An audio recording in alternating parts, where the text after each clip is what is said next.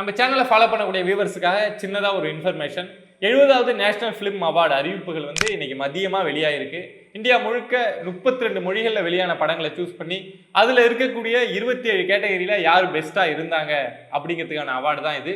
இந்த time period பார்த்தோம்னா 2022 ஜனவரி 1லேருந்து 2022 December 31 வரைக்கும் எந்தெந்த படம்லாம் சென்சார் ஆகி வெளியாச்சோ அதுக்கான அறிவிப்புகள் தான் இப்போ வெளியாயிருக்கு. மற்ற மொழி படங்கள் நிறைய அவார்ட்ஸ் வாங்கியிருக்காங்க. பட் நம்ம அதை பற்றி பேச போகிறது கிடையாது. ஏன்னா அந்த படம் எப்படி இருந்தது அப்படின்னு முழுசாக அதை நம்ம ஃபாலோ பண்ணது கிடையாது. பட் தமிழில் 2 படத்துக்கு இந்த அவார்டு அப்படிங்கிறது கொடுக்கப்பட்டிருக்கு. ஒன்று திருச்சிற்றம்பலம், இன்னொன்று பொன்னியின் செல்வன் பார்ட் 1. திருச்சிற்றம்பலத்தில் நித்யா மேனன் கேரக்டருக்கு இந்த நேஷனல் அவார்டு பெஸ்ட் ஆக்ட்ரஸ் அப்படிங்கிற கேட்டகரியில் கொடுத்துருக்காங்க. அதை நான் ரொம்பவே என்ஜாய் பண்ணுறேன். காரணம் என்ன அப்படின்னா, இதுக்கு முன்னாடிலாம் கொஞ்சம் காலத்துக்கு முன்னாடி பார்க்குறோம் அப்படின்னா, ஒரு ஆக்ட்ரஸோ ஒரு ஆக்டரோ ரொம்ப கஷ்டப்பட்டு உடலை வருத்தி ரொம்ப ஹார்டாக டிஃபிகல்ட்டாக நடித்தா மட்டும்தான் நேஷனல் அவார்டு கிடைக்கும் அப்படிங்கிற மாதிரி ஒரு மித்தே இருந்தது.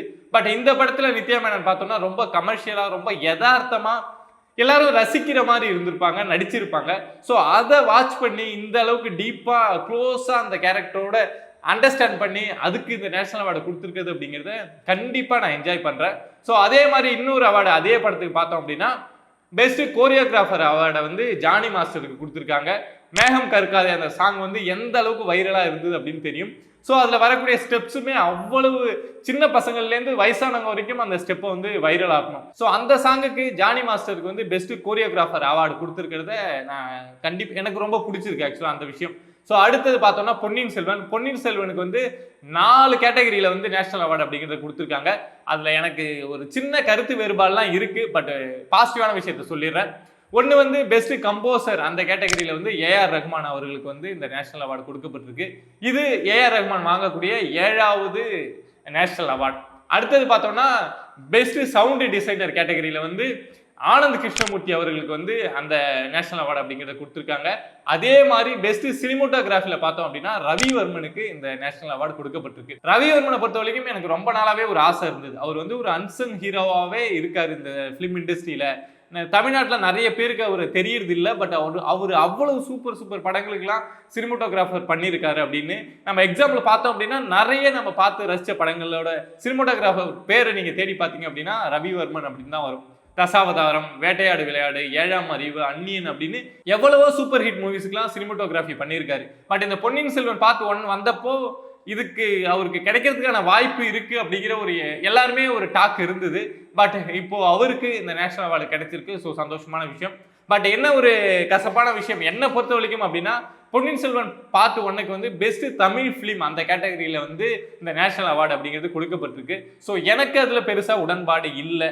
ஏன்னா அந்த படத்தை பார்த்தப்போ நான் அவ்வளோ எங்கேஜாக அவ்வளோ ரசித்து அந்த அளவுக்கு சூப்பராக இருந்தது அப்படின்னு நான் ரசித்ததே கிடையாது. பட் என்ன காரணத்துக்காக கொடுத்துருக்காங்க அப்படின்னு தெரியல. ஏன்னா பொன்னியின் செல்வனை பொறுத்த வரைக்கும் இதுக்கு முன்னாடி நிறைய தயாரிப்பாளர்கள், இயக்குநர்கள் எல்லாருமே ட்ரை பண்ணி எடுக்க முடியாமல் போன ஒரு படம். ஏன் எம்ஜிஆர் அவர்கள் கூட ட்ரை பண்ணாங்க, எடுக்க முடியல அப்படிங்கிற ஹிஸ்ட்ரிலாம் நம்ம படிச்சிருக்கோம். ஸோ அதெல்லாம் தாண்டி மணிரத்னம் இந்த படத்தை ஒரு சக்ஸஸ்ஃபுல்லாக ஒரு அவுட்புட் கொடுத்துட்டாரு அப்படிங்கிறதுனால கொடுத்துருக்காங்களா என்ன அப்படின்னு எனக்கு தெரியல. இது எல்லாம் தமிழ் சினிமாவில் இந்த கொடுத்துருக்காங்க நேஷனல் அவார்டு, ஓகே. பட் கொடுக்காத படங்கள் அப்படின்னு இருக்கும்ல, 2022 வெளியான படம் அப்படி பார்த்தோம் அப்படின்னா என் மனசுக்கு நெருக்கமான படம் பட் கொடுக்கல அப்படின்னு நான் லைட்டாக ஒரு சின்ன வருத்தம் இருக்கு. என்ன அப்படின்னு பார்த்தோம்னா விக்ரம் படத்துக்கு ஏன் கொடுக்கல அப்படிங்கிற ஒரு மனசுக்குள்ள ஒரு சின்ன வருத்தம் எனக்குமே இருக்கு. பட் பொதுவாக சொல்லுவாங்க இதை மாதிரி ரொம்ப அடிதடி இருக்கக்கூடிய ட்ரக் பற்றி பேசக்கூடிய படங்களுக்கெல்லாம் கொடுக்க மாட்டாங்க அப்படின்னு. பட் அதெல்லாம் கிடையாது. அந்த மித்துலாம் ரொம்ப காலத்துக்கு முன்னாடியே உடஞ்சி போயிடுச்சு. போன வருஷம் கூட புஷ்பா படத்துக்கு அல்லு அர்ஜுன் பெஸ்ட் ஆக்டர் அப்படிங்கிற கேட்டகரியில் நேஷனல் அவார்டு வாங்கினாரு.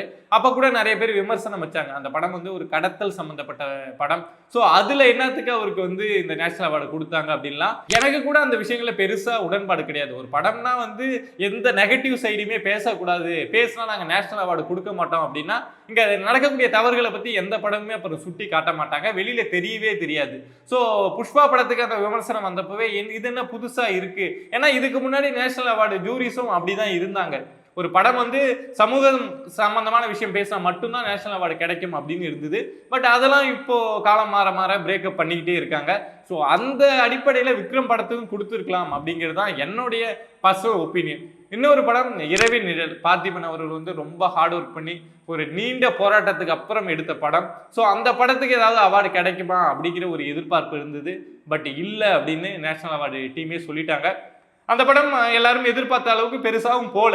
பட் உழைப்பு அப்படிங்கிறது பெருசு. பட் அதுக்கான பலன் அப்படிங்கிறது பார்த்திபன் வந்து பெரிய அளவில் அனுபவிக்கல. இப்போ என்னதான் நீங்க உழைச்சாலும் அது அவுட்புட் வந்து நல்லா இருக்கு, மக்கள் வந்து அதை கொண்டாடுறாங்க அப்படின்னா மட்டும்தான் எங்க நேஷனல் அவார்டு அப்படிங்கிற ஒரு பார்வையில அந்த படங்களுக்கு கொடுக்கல அப்படின்னு நான் புரிஞ்சுக்கிறேன். பட் விக்ரம்க்கு ஏன் கொடுக்கல அப்படின்னு தெரியல. இதை தாண்டி தமிழ் ஆரிஜினில் இருக்கக்கூடிய அன்பறிவு ஸ்டன் கோரியோகிராஃபர்ஸ் நமக்கு தெரியும் தமிழில் எந்த அளவுக்கு பீக்கில் இருக்காங்க அப்படின்னு. ஸோ அவங்களுக்கு வந்து KGF 2க்கு வந்து பெஸ்ட் ஸ்டன் கோரியோகிராஃபர் அப்படிங்கிற அவார்டு கொடுத்துருக்காங்க. KGF 1க்குமே அவங்க தான் வாங்கியிருந்தாங்க. ஸோ அவங்களுக்கு கிடைச்சிருக்கு தமிழ்லேருந்து. மற்றபடி தமிழில் வேற எந்த படத்துக்கும் கொடுக்கல. உங்களுக்கு 2022 நான் இந்த படத்தை பார்த்து ரொம்ப எனக்கு பிடிச்சிருந்தது, ஆனால் இந்த படத்துக்கு போய் அவார்டு கொடுக்காம விட்டாங்களே அப்படின்னு ஏதாவது படம் இருக்கு அப்படின்னா கமெண்ட் பாக்ஸில் கமெண்ட் பண்ணுங்க. Will see you on next video. Bye viewers.